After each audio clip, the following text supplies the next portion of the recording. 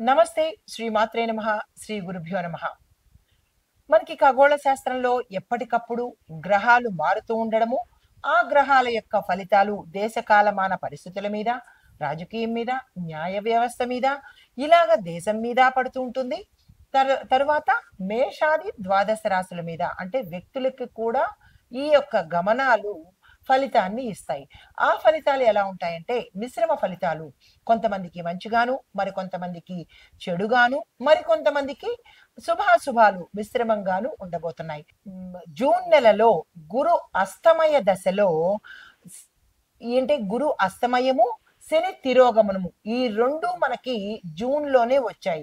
అయితే ఇందాక మనం చెప్పుకున్నట్టుగా దేశ కాలమాన రాజకీయ న్యాయ వ్యవస్థల్లో, వాతావరణంలో ఎలాంటి మార్పులు సంభవిస్తున్నాయి అని తెలుసుకున్నాము.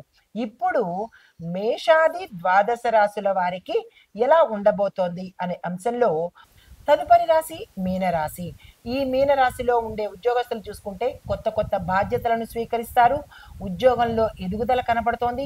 ఉద్యోగస్తులు కనుక చూసుకున్నట్టయితే కనుక కొత్త బాధ్యతలను స్వీకరిస్తారు.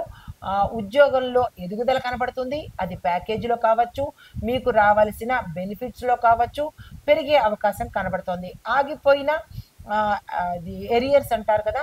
పాత బకాయిలు అవి తిరిగి వచ్చే అవకాశం కనబడుతోంది.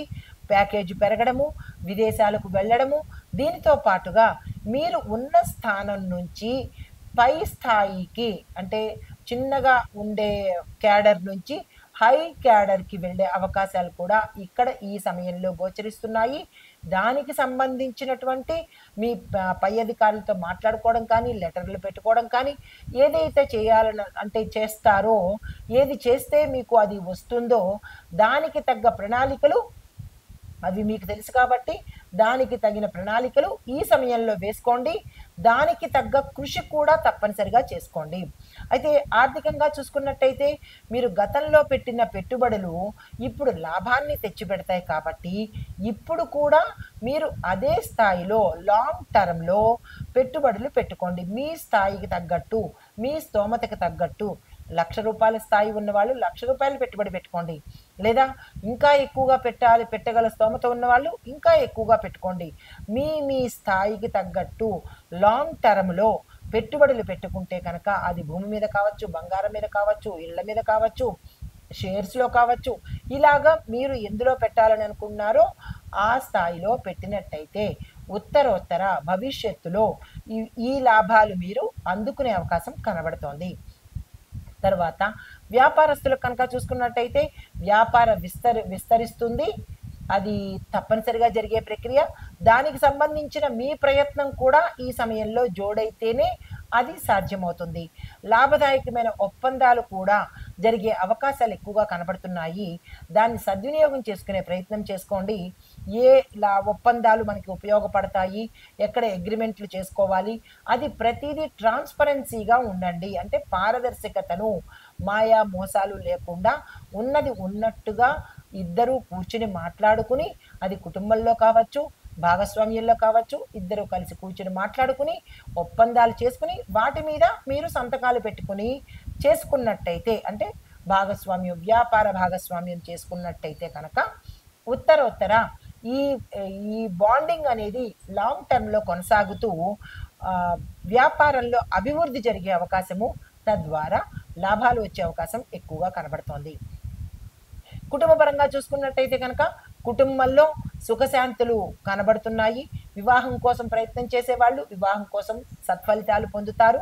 కొత్త బాధ్యతలు, కొత్త బంధుత్వాలు పెరిగే అవకాశం గోచరిస్తోంది. సంతానం కోసం ప్రయత్నం చేసేవాళ్ళు సంతానం కోసం ప్రయత్నం చేస్తే కనుక సక్సెస్ అయ్యే అవకాశాలు కనబడుతున్నాయి. గతంలో చేసి విసిగిపోయిన వాళ్ళు తిరిగి మళ్ళా ప్రయత్నాన్ని చేయండి, సక్సెస్ అయ్యే అవకాశాలు కనబడుతున్నది. ఈ సమయాన్ని అస్సలు వృధా చేసుకునే ప్రయత్నం ఎవ్వరూ చేసుకోకండి. అయితే విశేషంగా చెప్పదగినది ఏంటంటే ఇక్కడ భూ సంబంధిత లావాదేవీలు మీకు కలిసి వచ్చేటట్టుగా కనబడుతోంది. అది కోర్టు పరంగా కావచ్చు, స్థిరచరాస్తుల పరంగా కావచ్చు, లేదా అంటే గతంలో మీరు మీ భూమిని కబ్జా చేసి ఎవరైనా తీసేసుకుని మిమ్మల్ని ఇబ్బంది పెట్టిన వాళ్ళు కూడా తిరిగి మాట్లాడకుండా మీకు ఇచ్చేసేటట్టుగా గోచరిస్తోంది. దానికి సంబంధించిన ప్రయత్నాలు చేసుకోండి. లేదు అంటే భూ లావాదేవీల్లో మేము విసిగిపోయాము, ఇక వదిలేసాము, ఇంక మాకు రాదు అని అనుకున్న వాళ్ళకి ఈ సమయంలో మీ పట్ల తీర్పు వచ్చేటట్టుగా గోచరిస్తోంది. దాంతో పాటు ఆస్తులు ఏవైనా కొనుగోలు చేసుకోవాలి అని అనుకుంటే, కొనుక్కోవాలనుకుంటే, ఏ ఆస్తులైనా సరే కొనుక్కోవడానికి ఇది చక్కని పీరియడ్. దీన్ని ఉపయోగించుకునే ప్రయత్నం చేసుకోండి. ఇది ఈ రాశిలో ఉండే వారికి చెప్పదగిన గోచార రీత్యా ఫలితాలు, విశేషాలు, సూచనలు. అయితే ఈ సమయంలో జూన్ నెలలో మనకి శని తిరోగమన దశలో ఉన్నాడు. అంటే 2025 జూన్ 7వ తారీఖు నుంచి శని మీనరాశి నుంచి తిరోగమనం చేస్తున్నాడు. అయితే ఈ చేయడం వల్ల కొన్ని రాశుల మీద ప్రతికూల ప్రభావాలు చూపించే అవకాశం కనబడుతోంది. అయితే ఉదాహరణకి మేష, కర్కాటక, సింహ, కుంభ, మిథున, కన్య, తుల, వృశ్చిక రాశులకి దేని మీద ఎఫెక్ట్ చూపిస్తున్నాడు అంటే ఈ చెప్పిన గ్రహాల రాశుల మీద ఎటువంటి ఎఫెక్ట్ అంటే ఆరోగ్య పరంగాను, కుటుంబ పరంగాను, ఆర్థిక పరంగాను, మానసిక ఒత్తిడి పరంగాను సమస్యలను సృష్టిస్తున్నాడు. అంటే సమస్యలను ఈ రాశుల వాళ్ళకి ఏర్పడబోతున్నాయి. అయితే కొంతమందికి అంటే మిగిలిన రాశులు అనగా వృషభ, మకర, ధనుస్సు, మీన ఈ 4 రాశుల వాళ్ళకి అనుకూలంగా తీర్పును అంటే అనుకూలంగా మంచి ఫలితాలను ఇవ్వబోతున్నాడు.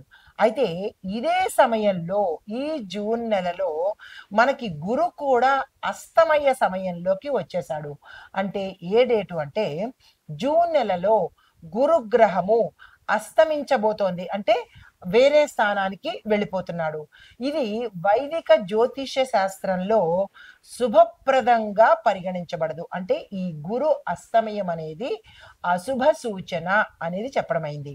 అయితే కొన్ని రాశుల వాళ్లకు ఈ సమయంలో మంచి జరుగుతుంది.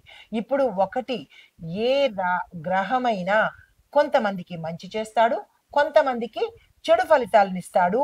3 వర్గాలుగా అన్నమాట. 3వ వర్గానికి మిశ్రమ ఫలితాలను ఇస్తారు. ప్రతి ఒక్కళ్ళకి మంచి చేయడు, ప్రతి ఒక్కళ్ళకి చెడే చేయడు, ప్రతి ఒక్కళ్ళకి మిశ్రమమే ఇవ్వడు. ఇలాగా వారి వారి కర్మానుసారము వ్యక్తిగత జాతకంలో ఆ జాతకుడు చేసుకున్న కర్మను బట్టి ఏ గ్రహమైనా శుభాశుభ ఫలితాలను ఇస్తాడు. మరి కొంతమంది అనుకోవచ్చు, నాకు ఎప్పుడూ ఇబ్బందులే ఉంటున్నాయి, ఎప్పుడూ కష్టాలే ఉంటున్నాయి అంటే అది గ్రహాల తప్పో లేకపోతే దైవం తప్పో కాదు.